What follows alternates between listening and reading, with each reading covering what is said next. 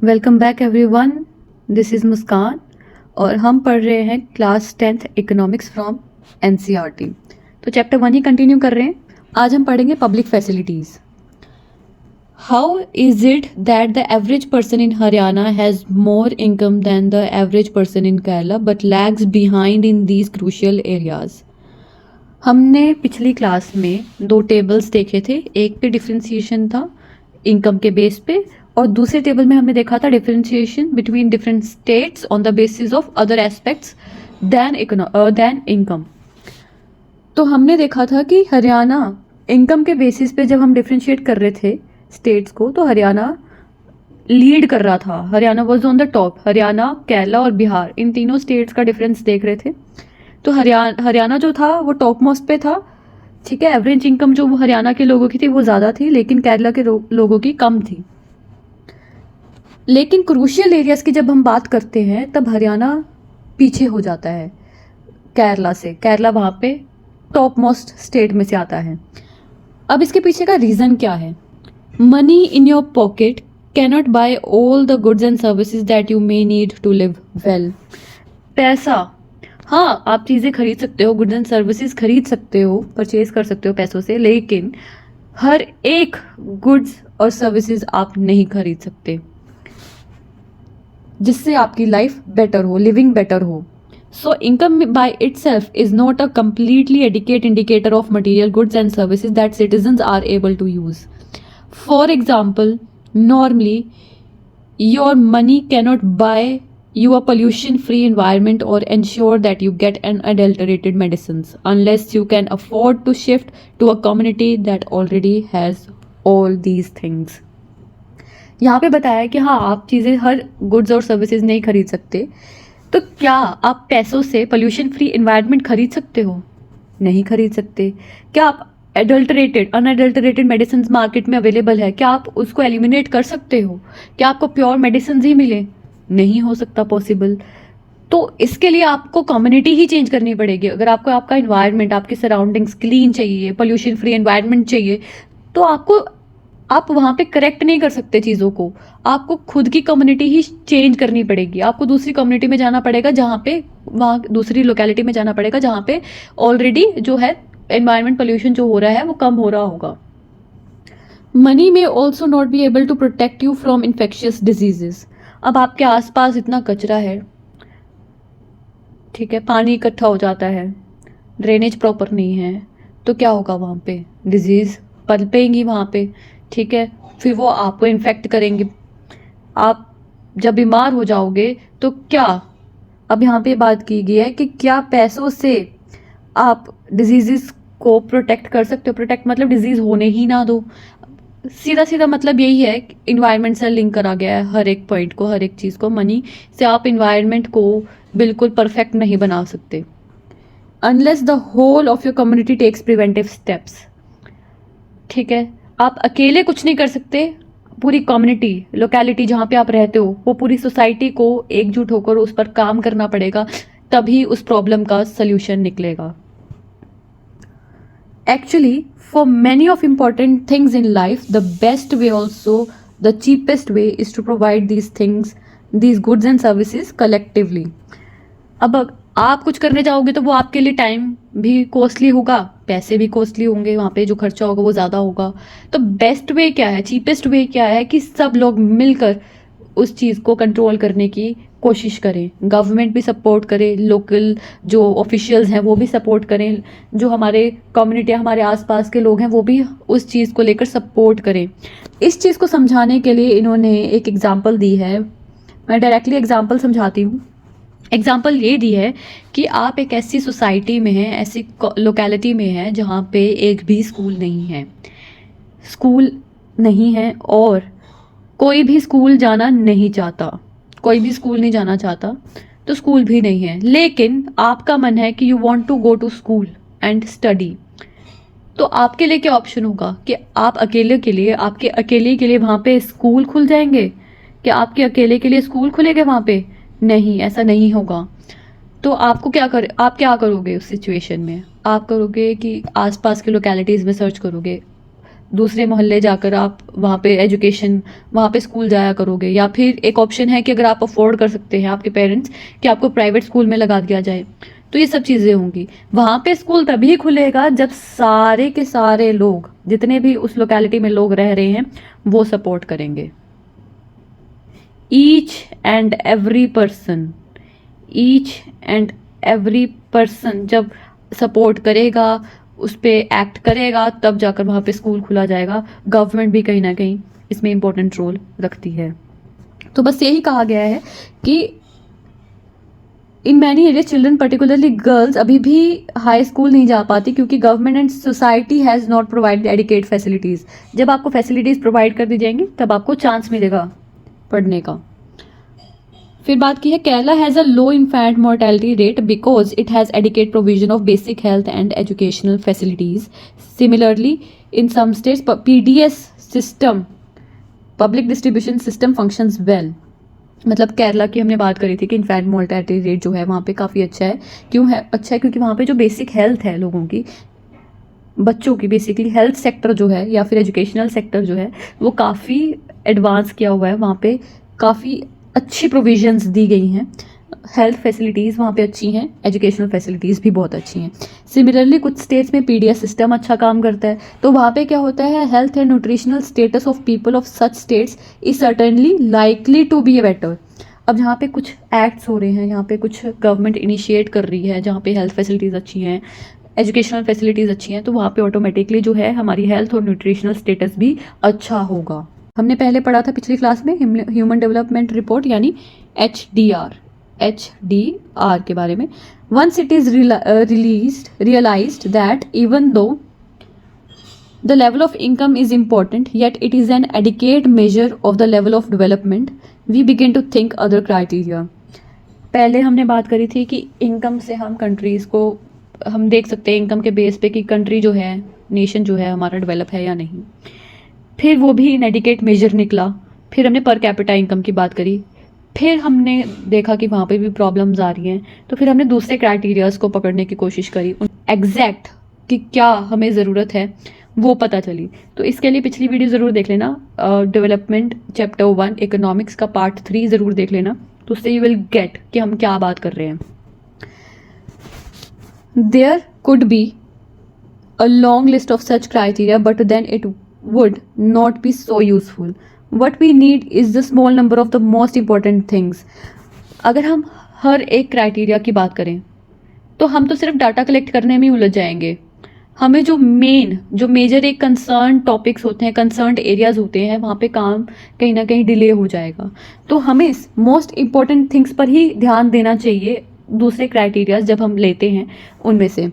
Health and education indicators such as the ones we used in comparison of Kerala and Haryana are among them. Health और education भी obviously health and education one of the most important aspect होना चाहिए development को लेके। तो हमने वो देखा कि केरला और हरियाणा का किस तरीके से हमने कंपेयर करा अदर इंडिकेटर्स को लेके, तो वो आप पिछली वीडियो में देखें। Over the past decade Also, health and education indicators have come to be widely used along with income as a measure of development. काफ़ी कुछ सालों से हेल्थ और एजुकेशन भी एक इम्पॉर्टेंट इंडिकेटर्स हैं जिससे हम डेवलपमेंट को मेजर कर सकते हैं with income. For instance human development report published by UNDP है जो ह्यूमन डेवलपमेंट रिपोर्ट को पब्लिश करता है, compares countries based on the educational levels of the people, कि लोगों की एजुकेशनल लेवल क्या है, उनका हेल्थ स्टेटस क्या है और उनकी पर कैपिटा इनकम क्या है। 3 एस्पेक्ट्स हो गए, ठीक है। It would be interesting to look at certain relevant data regarding India and its neighbours from human development report 2023 to 2024। हमने 3 बेसिस पे रिपोर्ट पब्लिश करी जिसमें हमने कंपेयर करा किस बेसिस पे, एजुकेशनल लेवल पे, कि लोगों की एजुकेशनल लेवल क्या है, हेल्थ स्टेटस और पर कैपिटा इनकम। तो हमने इस रिपोर्ट में 2023-24 की रिपोर्ट में हमने इंडिया और उसके आसपास की नेबरिंग कंट्रीज़ की रिपोर्ट डाटा को एनालाइज किया। तो ये डाटा की है पिक्चर।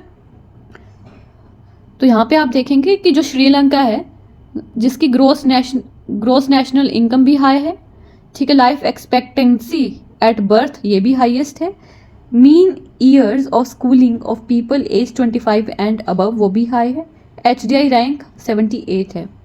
अब इंडिया की बात करें, 6,951 ग्रॉस नेशनल इनकम है, 67.7 लाइफ एक्सपेक्टेंसी एट बर्थ है, 6.5 जो है मीन ईयर्स ऑफ स्कूलिंग है, और 134 इसका रैंक आ रहा है। बाकी ये जो है दूसरी कंट्रीज भी हैं, आप देख सकते हैं। तो श्रीलंका जो है टॉप मोस्ट पे आ रहा है।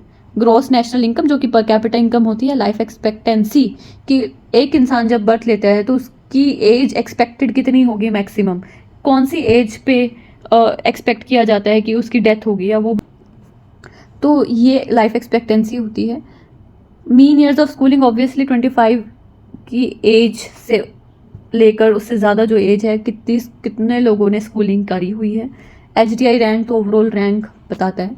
तो श्रीलंका 78 रैंक पे आता है, इंडिया जो है 134। तो आप देख पा रहे हैं कि जो श्रीलंका है काफ़ी आगे है इंडिया से। तो जो HDI है stands for human development index, जो कि रैंक HDI रैंक होता है। 193 कंट्रीज टोटल का रैंक किया जाता है, डाटा एनालाइज किया जाता है 193 कंट्रीज़ का। तो उस बेसिस पे, एनालिसिस के बेसिस पे रैंक्स निकाले जाते हैं। Isn't it surprising that a small country in our neighborhood, मतलब श्रीलंका एक स्मॉल कंट्री है, is much ahead of India in every aspect, मतलब लेकिन हर एस्पेक्ट जितने भी हमने देखे वो तीनों एस्पेक्ट में आगे है। And a big country like ours has such a low rank in the world.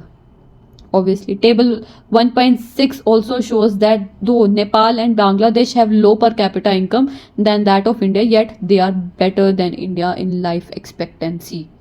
Many improvements have been suggested in calculating HDI, and many new components have been added to the Human Development Report. But by prefixing human to development, it has made it very clear that what is important in development is what is happening to citizens of a country. मतलब सबसे ज़्यादा बात ज़रूरी जो है वो है कि इम्पोर्टेंट क्या है डेवलपमेंट के लिए, कि जो कुछ भी सिटीजन्स के साथ हो रहा है, कंट्री के सिटीजन्स के साथ क्या हो रहा है, तो वो सबसे ज़्यादा इम्पोर्टेंट है डेवलपमेंट को लेके। ठीक है, it is people, their health, their well being, that is most important rather than income. Do you think there are certain other aspects of measuring human development कि हमें और भी एस्पेक्ट्स कंसीडर करने चाहिए डेवलपमेंट, ह्यूमन डेवलपमेंट को major करने के लिए? फिर बात करते हैं sustainability of development. Sustainability of development का मतलब कि अगर आज हम कोई एक्शन ले रहे हैं, आज कुछ इनिशिएट कर रहे हैं, तो उसका जो इम्पैक्ट है वो लॉन्ग टर्म हो, लॉन्ग टर्म इम्पैक्ट हो, ना कि शॉर्ट टर्म। ठीक है, तो ये हो गया sustainability of development. Suppose for the present that a particular country is quite developed, मतलब आज के टाइम पे एक कंट्री है वो डेवलप है, we would certainly like this level of development to go up further और at least be maintained for future generation. हम चाहेंगे कि वो और डेवलप हो, हमें और अच्छा सक्षम बनना होगा, और सक्षम बनना होगा, या फिर वो उसी पेस पे चलता रहे, कंटिन्यूस चलता रहे। This is why this is obviously desirable, ताकि फ्यूचर जनरेशन भी उसको इंजॉय कर सके। However, since the second half of the 20th century, the number of scientists have been warned that the present time and levels of development are not sustainable. ये सबसे important बात है कि 1950s में काफ़ी साइंटिस्ट ऐसे थे, और नंबर ऑफ साइंटिस्ट जिन्होंने ये वार्न किया था जो प्रेजेंट डेवलपमेंट है वो सस्टेनेबल नहीं है, जो सस्टेनेबल नहीं है। यहाँ पे एग्जाम्पल 1 में ground water in India, recent evidence suggests that the groundwater is under serious threat of overuse in many parts of the country. एक ग्राउंड वाटर का ओवरयूज होना एक सीरियस थ्रेट बन चुका है काफ़ी जगहों पे इस कंट्री में। About 300 districts have reported a water level decline of over 4 meters during the past 20 years. तकरीबन 300 डिस्ट्रिक्ट्स ऐसे हैं जहाँ पे अंडर वाटर, जो वाटर का जो लेवल है वो 4 मीटर से कम हो गया है पिछले 20 सालों में।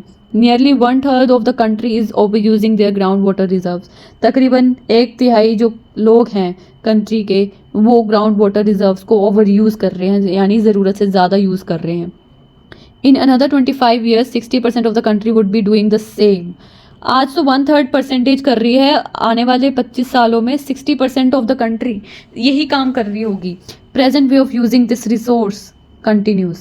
Groundwater overuse is particularly found in the agriculturally prosperous regions of Punjab and Western UP. hard rock plateau areas of central and south India, some coastal areas and the rapidly growing urban settlements. तो देखा आपने किस तरीके से एक reason यहाँ पे बताया है कि एग्रीकल्चरली जो प्रॉस्पेरस एरियाज हैं, रीजन्स हैं पंजाब और वेस्टर्न यूपी के, वहाँ पे ये प्रॉब्लम, ये जो है ग्राउंड वाटर का ओवर यूज़, ये काफ़ी देखा जा रहा है. Ground water is an example of renewable resource. Obviously ground water renew होता रहता है, रेन्स आती हैं फिर वो ग्राउंड वाटर जो है स्टोर होता रहता है. These resources are replenished by nature as in the case of crops and plants.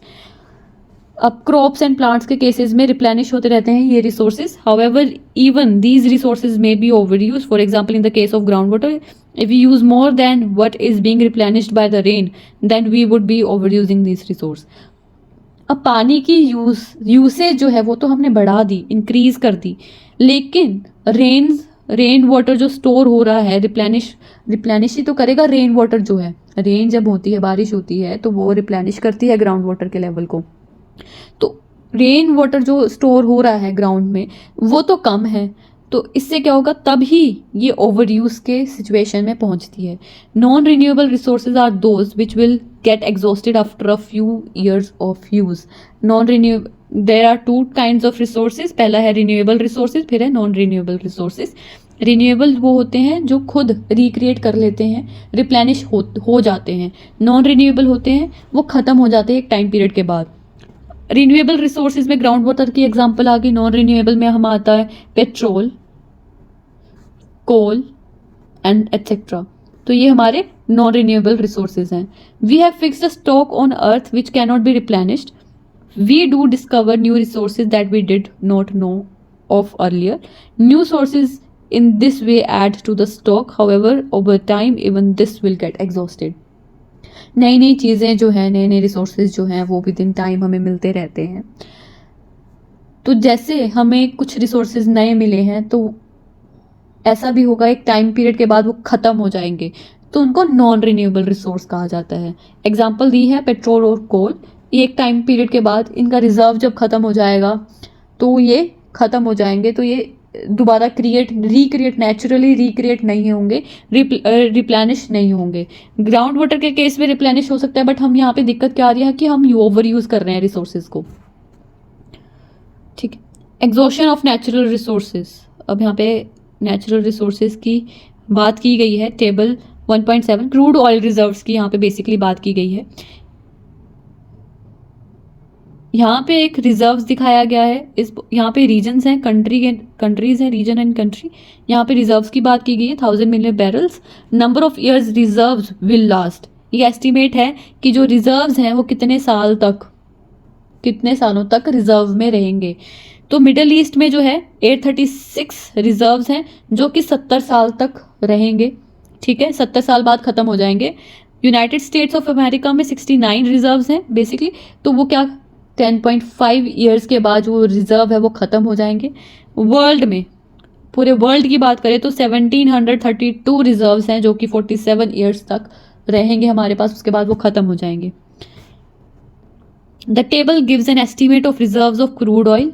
More important, it also tells us how many years the stock of crude oil will last. Reserves basically crude oil के बताए गए हैं कि crude oil कितने सालों तक reserve में रहेगा. ठीक है.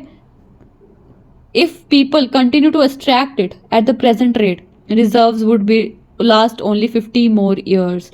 मतलब प्रेजेंट पेस पे, प्रेजेंट स्पीड पे अगर रिजर्व्स को हम यूज़ करते रहेंगे तो 50 साल तक ही वो हमारे पास रहेंगे, उसके बाद वो ख़त्म हो जाएंगे. This is for the world as a whole. However different countries face different situations. हर कंट्री अलग अलग सिचुएशन फेस करती है. Countries like India depend on importing oil from abroad because they do not have enough stocks of their own. अब India को ले लिए, India जो है इम्पोर्ट करती है ऑयल क्योंकि इंडिया के पास खुद के रिजर्व स्टॉक नहीं है. If prices of the oil increase this becomes a burden for everyone. अब प्राइसेस, जब डिमांड वैसे इंक्रीज हो जाती है, रिजर्व्स कम हो जाएंगे तो प्राइसेस जो हैं वो बढ़ जाएंगे, जो सबके लिए बर्डन की बात होगी, सब पर बर्डन आएगा इसका. There are countries like USA which have low reserves and hence want to secure oil through military or economic power. Economic power के थ्रू यूएसए जो है वो रिजर्व को सिक्योर करना चाहता है। किसके रिजर्व को सिक्योर करता है? ऑयल के।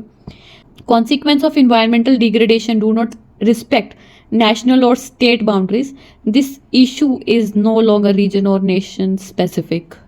जो इन्वायरमेंटल डिग्रेडेशन हो रही है ये सिर्फ एक बाउंड्री तक सीमित नहीं है। अगर ये इंडिया है तो सिर्फ इंडिया तक सीमित नहीं है, ये दूसरी कंट्रीज तक भी पहुंच रही है प्रॉब्लम। ये एक स्पेसिफिक रीजन की बात नहीं रहेगी, अब ये ओवरऑल वर्ल्ड की बात है। Our future is linked together. Sustainability of development is comparatively a new area of knowledge in which scientists, economists, philosophers and other social scientists are working together. एकजुट होकर सब लोग काम कर रहे हैं कि किस तरीके से हम अपने environment को degrade होने से बचाएं। In general, the question of development or progress is perennial at all times. As a member of society and as individuals, we need to ask where we want to go, what we wish to become and what our goals are. So the debate on development continues. अब हमारे goals क्या हैं, हम कौन सी society के member हैं। हर एक बंदे को, हर एक इंडिविजुअल को ये पूछना चाहिए कि हम चाहते क्या हैं और हमारी विश क्या है, कि हम क्या बने आगे जाकर, और क्या हमारे गोल्स होने चाहिए डेवलपमेंट को लेके, बेसिकली डेवलपमेंट को लेके। तो ये जो डिबेट्स हैं, ये थॉट्स हैं, ये कंटिन्यू क्वेश्चंस जो हैं ये कंटिन्यूस आते रहते हैं माइंड में। तो डेवलपमेंट का एक जो टॉपिक है, ये थॉट प्रोसेस है, वो कंटिन्यू होता रहता है। आई होप आपको समझ में आया होगा। So do like, share and subscribe to my YouTube channel the edu dot, and thanks for watching this video.